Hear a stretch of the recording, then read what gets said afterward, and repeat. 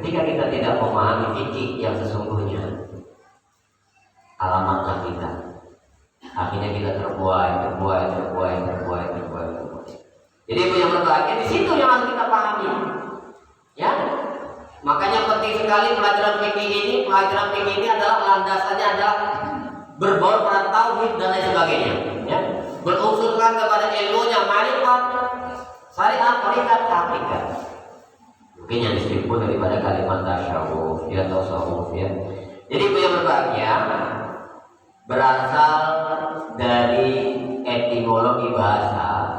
Fikih tadi adalah mengerti, memahami, mengerti untuk memahami. Nah itu yang berbahagia. Jadi bagaimana caranya? Ya,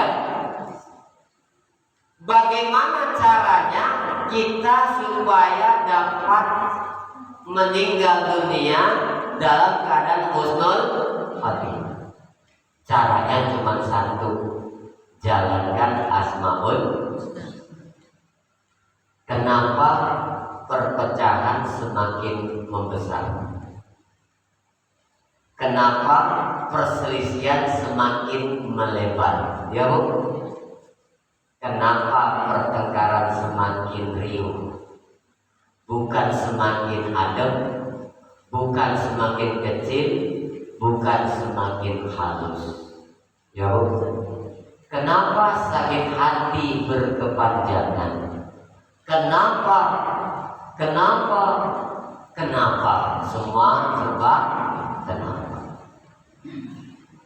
Kenapa di majelis taklim kadang-kadang ada keributan? Saling menyalahi antara ketua dengan anggota. Ya Bu? Kalau ditunjuk sebagai ketua pada tidak mau, setelah orang lain ditunjuk sebagai ketua, nyalahi ketua. Kenapa itu terjadi? Kenapa di pengurusan masjid banyak perselisihan? Kenapa di masyarakat banyak perselisihan, pertengkaran sampai bernegara, ada perperangan? Akibat apa? Akibat tidak mengerti asmaul husna.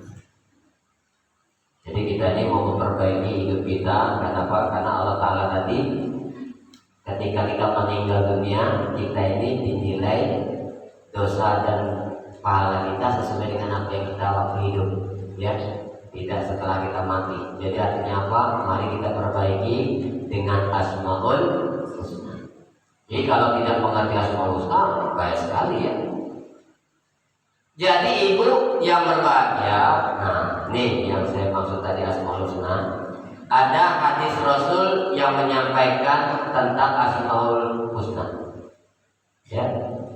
Inna lillahi tis'a wa tis'in, ya, isma illa wahida mi'at man ahsoha dakholal jannah. Mohon maaf, ada yang tahu artinya?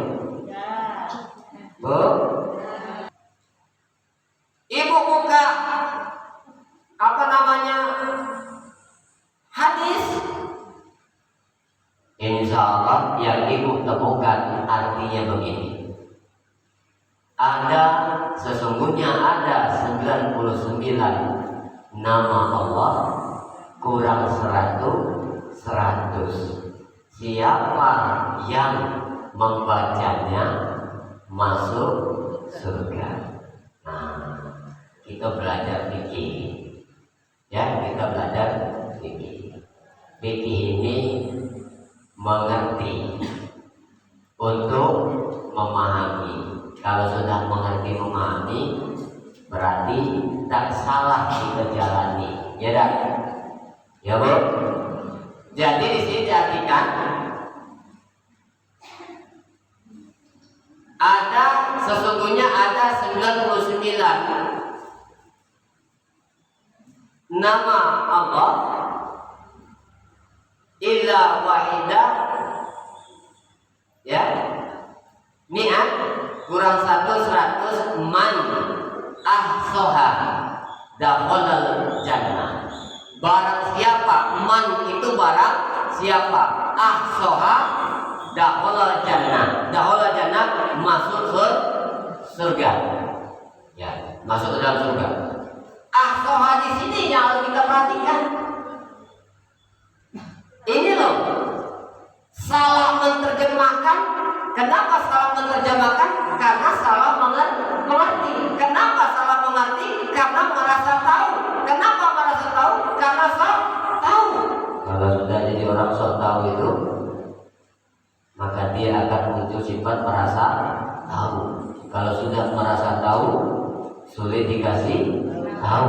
Kalau sudah sulit dikasih tahu karena merasa tahu, akibatnya dia tidak tahu kalau diri dia itu tidak tahu. Ya Bu, mentang-mentang penerjemah, mentang-mentang tahu nausoro, tapi tidak mengerti, langsung diartikan. Makanya Bu perlu ada pelajaran Shiratal Mustaqim yang di surat An-Nisa. Jadi surah An-Nisa atau Al-Baqarah itu ada Shiratal Mustaqim. Siapa Shiratal Mustaqim itu? Yang dapat nikmat. Siapa yang dapat nikmat itu? Wan nabiyyin wa syuhada wa sholihin wa siddiqin. Yang paling terakhir saja kita siddiqin. Siapa siddiqin? Siddiqin itu orang yang membenarkan. Ya Bu? Bu? Bu? Bu? Siapa yang tahu isi dompet saya? Ibu isi saya dia nggak tahu. Bisa saya tadi saya belajar jajan. Saya jalan-jalan tadi misalnya dari pulang khotib haus, saya mampir dulu beli air minum, kan gitu, kan berbulan. Jadi bagaimana ibu bisa membenarkan kalau ibu tidak mengetahui? Betul tidak? Betul tidak? Jadi masalahnya gitu nih, kadang-kadang kita tidak tahu tapi membenar-benarkan, ini masalah. Ya, orang yang bisa membenarkan adalah orang yang merasakan, orang yang menyaksikan, dan orang yang mengetahui. Jadi di sini Bu, mohon maaf, ahsoha ini Bu, ya ahsoha ini. Ahsoha itu dalam bahasa Arab adalah menghitung. Ya Bu ya. Ahsoha itu dalam bahasa Arab itu artinya menghitung. Tapi kok diartikan membaca? Kan tadi man ahsoha dakhalal jannah. Barang siapa yang membacanya masuk surga. Ya Bu? Bu? Kan itu gak yang ibu amalkan Asmaul Husna? Betul gak? Diapain? Dibaca kan? Kenapa? Karena artinya dalam terjemah kayak gitu. Akhirnya apa? Berapa banyak orang yang baca dengan terjemah kayak gitu menjadi tersesat.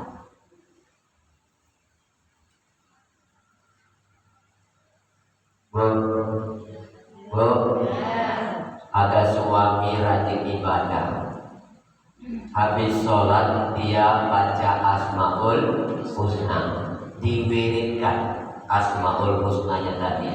Dia paling suka membaca wiridan Asmaul Husna yang disebut Latif. Ibu tahu arti Latif? Bu? Arti Latif tahu? Lembut. Jadi sang suami yang tadi yang rajin ibadah, habis sholat tadi dia wiridan lembut, si Latif. Dengan harapan artinya Latif itu Allah yang maha lembut, maka ya Allah lembutkanlah aku. Kan begitu maksudnya. Artinya sang suami tadi yang wiridannya tadi yang rajin tadi, dia habis sholat dia wiridan Latif. Latif, Latif, Latif, Latif, Latif, Latif, Latif, Latif. Udah banyak Bu baca Latifnya, wiridan Latifnya. Udah sampai 1.500 Latif. Balik ke rumah, dan dibuati kopi sama istrinya, marah-marah. Latif tidak bu? Bu, latif tidak? Saya mau tanya, sia-sia tidak dia sebut-sebut latif tadi? Gitu. Gimana kita bisa lembut kalau cuma ucapan? Betul bu? Ini yang kita salah arti tadi. Asoha bukan artinya membaca. Apa membaca? Ikra. Yakra. Qira'ah, betul kan? Itu membaca. Tapi asoha artinya apa? Menghitung. Coba bu, kita artikan kembali. Inna lillahi tis'a wa tis'in, ya. Isma illa wahida mi'an man ahsaha dakhalal jannah. Sesungguhnya ada 99 nama-nama Allah, illa wahidah mi'an, kurang 100, man ahsaha dakhalal jannah. Barang siapa menghitungnya masuk surga. Kira-kira masih benar atau salah?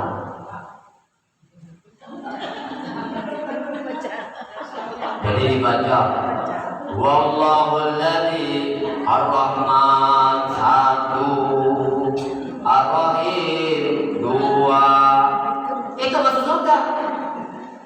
Artinya apa?